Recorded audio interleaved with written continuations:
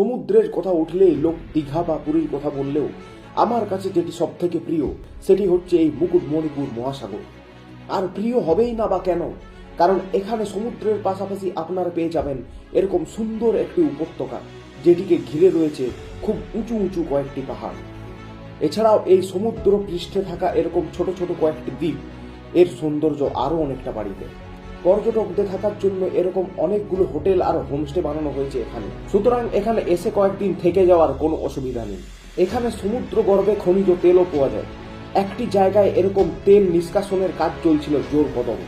অনেক মানুষই এই কাজের সাথে যুক্ত, আর যারা এখানে কাজ পাননি তারা জলের উপরেই বোতল চাষ করে নিজেদের জীবিকা নির্বাহন করেন। এত সুযোগ সুবিধার ফলে মানুষের এখানে থাকার ইচ্ছেটা এতটাই প্রবল যে আশেপাশের সব জমি বিক্রি হওয়ার জন্য জায়গা না পেয়ে কিছু কিছু মানুষ এখানে জলের উপরেই নিজেদের বাড়ি তৈরি করে বসবাস শুরু করেছে এবং তাদের প্রয়োজনীয় খেলার মাঠও তৈরি করেছে এই জলের উপর। এরা সমুদ্রের ঢেউ বা জোয়ার ভাটা নিয়ে অতটা তোয়াক্কা না করলেও যারা বুদ্ধিমান ব্যক্তি তারা বাড়ির নিচে স্ট্যান্ড লাগিয়ে বাড়িগুলি একটু উঁচুতো করে রেখেছে নিরাপদে থাকার জন্য। এখানে টিউবওয়েল না দেখলে আমি জানতেই পারতাম না যে হ্যান্ডেল না মেরেও জল ফেলা যায়। আমি কিন্তু শুধু টিউবওয়েলের কথাই বলছি। এরকম শৌচালয় আমি বাপের জন্মও দেখিনি, তার জন্যই বুঝলাম যে এখানের ইনফ্রাস্ট্রাকচার একদম নেক্সট লেভেলে। উগান্ডা থেকে এরকম বিশাল সাইজের মাশরুম এনে এখানে লাগানো হয়েছে এই জায়গার সৌন্দর্য বৃদ্ধি করার জন্য।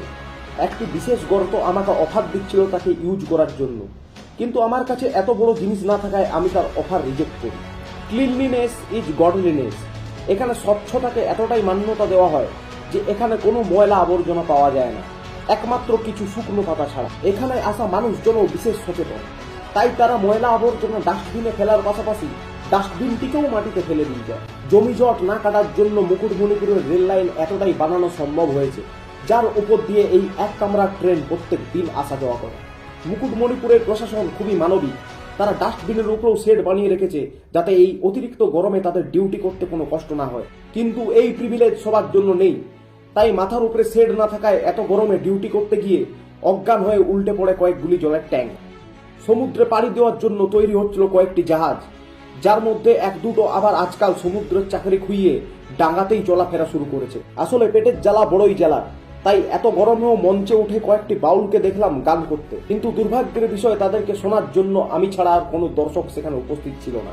কুতুব মিনারের আদলে এখানে বানানো হয়েছে মুকুট মিনার, যেটি এখানের বিশেষ আকর্ষণ। আমাকে এখানে ঘোরাঘুরি করতে দেখে কয়েকটি ঘোড়া এসে দাঁড়িয়ে পড়ে তাদেরকে ভিডিওতে নেওয়ার জন্য।